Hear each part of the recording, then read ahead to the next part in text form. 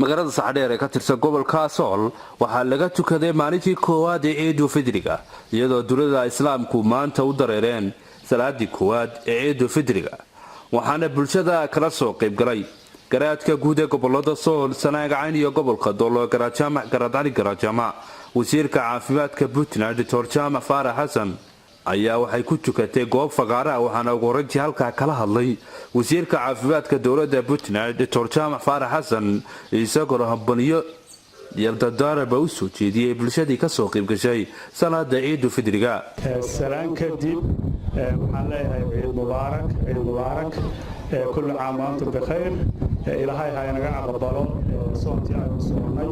خير كذا إلهي هاي نوافقشي runtii waa maalin weyn waa maalin farxad leh si gaar ah ayay aniga farxad iigu tahay inaan halkan joogo oo idinla ciido oo dadkaygii iyo garaadkaygii iyo dadweynahayga runtii farxad weyn bay ii tahay waxay muujinaysaa muhiimadda ay leedahay deegaanka iyo dadka asal aad ka soo jeedo muhiimadda ay igu fadhido runtii bay muujinaysaa aad baan runtii ugu faraxsanahay wixii wacdiye iyo waano iyo waxaas sheekha dhameeyay garaadkuna ducadu iga dambeynaya haddii la haybo keliya dardaaranka anigu aan raacsan lahaa waxa weeye nabadgelyada in la ilaashado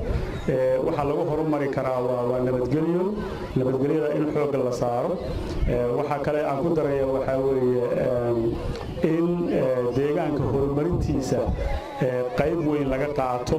iyada oo hay'ad iyo dawlad iyo maamul iyo cid aan la isku halaynayn inaad idinku tashataano sidan hadda aad $10 iyo $20 u uruunaysaan haddii lagu wado macahad iyo wax ka badan waa la qabsan karaa marka waxaan is leeyahay in isku tashi aad uga fikirtaan oo la isku xidhnaado wax la wada qabsado gaar ahaan waxa caamka ah ee dadku wada leeyihiin ayna wada anfacaya ama iskuul ha ahaato ama caafimaad ha ahaato ama ceel ha ahaato waxay doonto ha ahaato dadku inay xooga saaraan oo horumarinta deegaanka loo soo jeesto horumarku wuxuu ka bilaabmaa halkan jeebkeena iyo xiradeena ariga iyo xiradeena geelu ka bilaabmaa waxaan rajaynayaa runtii waxaan rajaynayaa caafimaad qab sanadkiisa insha Allah inaynu ku gaarno caafimaad iyo wanaag aad iyo aad baad u mahadsantihiin assalaamu calaykum waraxmatullaahi wabarakaatuh Garadani Garajaamac isagoo bulshada duca iyo dardaarba u soo jeediyay ka islaamka ah ummadda Soomaaliyeed magaaladan Saxdheer rag iyo dumar caydin iyo ciroole ciid mubaarak ciidan ciideeda caafimaad iyo nabadqab Allah inagu gaarsiiyo ilaahay waxaynu weydiisanaynaa Ramadaan bishii Ramadaan camalkii wanaagsanaa aynu shaqaysanay ilaahay inooga bi'iyo wixii inaga aynu ka gaabinay ilaahay inoo kabo intii camal ee wanaagsaneedna uu inoo aqbalo oo bisha Ramadaan kuwa loogu dambi dhaafay kuwa ilaahay dukuuro ee cadaabta loogu xoreeyay kuwa loogu naxariistay in ilaahay inagu daro ilaahay saasaynu ka baryeynaa reer Saxdheerow mid waa idinku hambalyeynaya intaan idinka maqnaa marti badan baa idinku soo guurtay nimcada ilaahay shubay waa laynaga soo martiyay deegaankeenna ilaahay u doortay sidaad martida u soo dhaweyseen Allah idin soo dhaweeyo mar walba waxaynu ku ballamaynaa ceelka iyo carshinta inagu malihin ilaah baa soo saaray dadku ka dhaxaysiiyay deegaankaynu deganahay oo u badannahay hadii la inoogu yimaado sidaynu dadka u soo dhaweeyno aynu u soo dhaweeyno ilaahay haduusan inaga ina barakicin oo deegaan kale ina geyn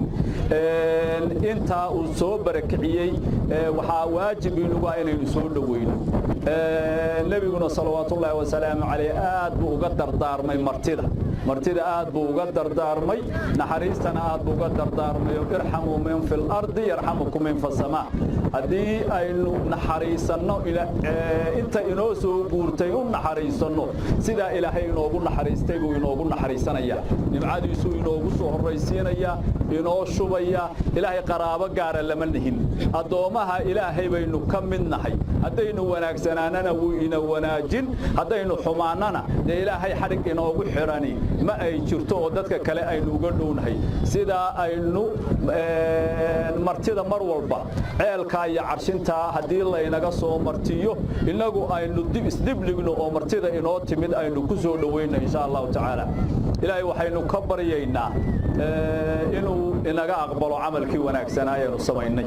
nimcadaa inoo shubayna inuu ilaahay inoo barakeeyo nimcadaa inoo shubay ilaahay inoo barakeeyo